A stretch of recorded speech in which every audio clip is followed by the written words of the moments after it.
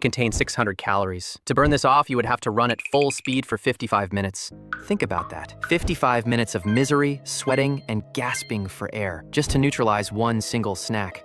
You cannot outrun your diet. The math simply doesn't work. But you can outsmart your metabolism. Most people think fitness is a suffering contest. They think, if I'm not dying, I'm not losing weight. So they sprint, they do HIIT, they suffer. And they look exactly the same 6 months later. I've developed a walking protocol called Bro Unlock. It doesn't rely on burning calories. It relies on manipulating your insulin levels after you eat.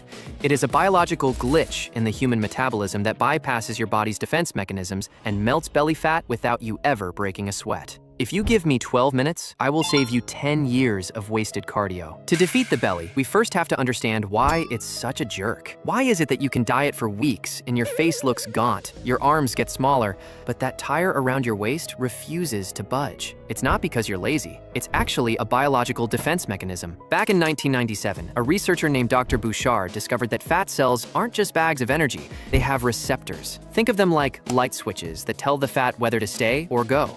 There are two main types you need to know about. First, you have the beta receptors. These are the green lights. When adrenaline hits a beta receptor, it unlocks the fat cell and releases the energy to be burned. You have tons of these in your face, your arms, and your chest.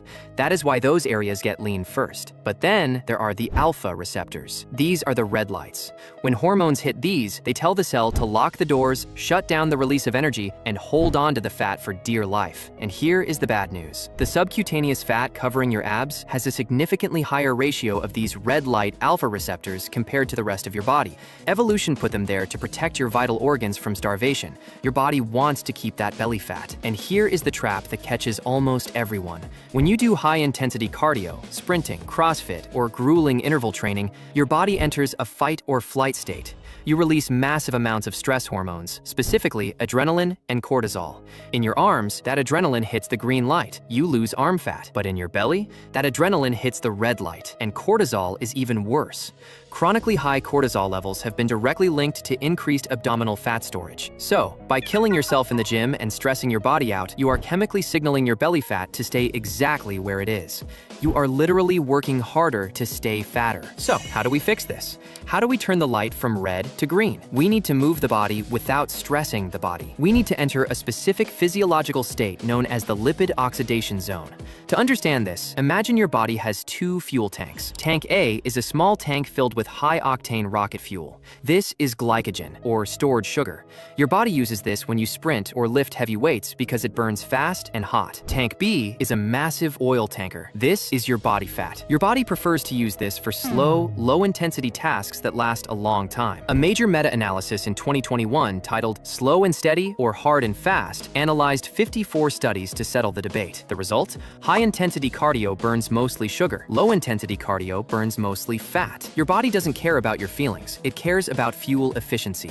When you run, you burn the sandwich you ate for lunch. When you walk, you burn the fat stored on your hips. This is the Zone 2 hack. When you walk, you keep your heart rate in a specific range where you can still hold a conversation. In this zone, cortisol stays low, meaning those alpha receptors on your belly don't get triggered to lock down. Meanwhile, fat oxidation hits 100%. The answer, as you've probably guessed, is walking. But wait, before you click off thinking, I already walked to the fridge and back, listen closely. Simply walking around a bit isn't going to get you a six-pack. If it was that easy, the mailman would be the most ripped guy in your neighborhood. To make this work for rapid fat loss, you need a protocol. But first, we need to destroy a myth that is holding you back.